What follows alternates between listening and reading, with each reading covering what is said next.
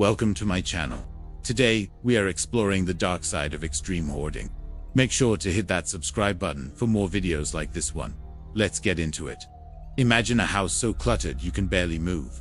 Rooms filled to the brim with trash, dirt, bugs and enough dust to make your eyes water. Now imagine that this house is in Japan, and the trash happens to be thousands of dolls.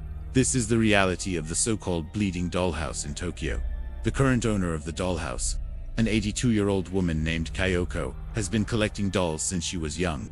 What started as a fun hobby quickly turned into an obsession. She began buying every doll she could get her hands on, no matter what they looked like or how big they were. Soon her apartment was filled with hundreds of dolls, then thousands. The hallway was blocked, the bathroom was unusable, and even her bed became a permanent fixture in the growing mountain of dolls.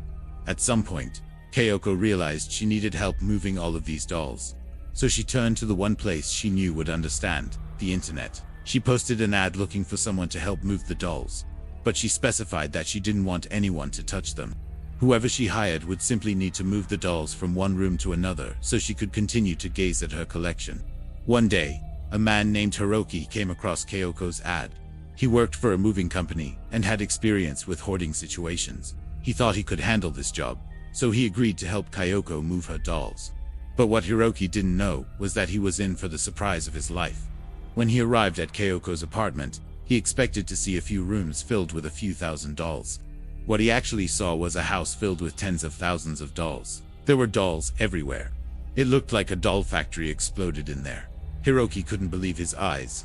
He had never seen anything like this before.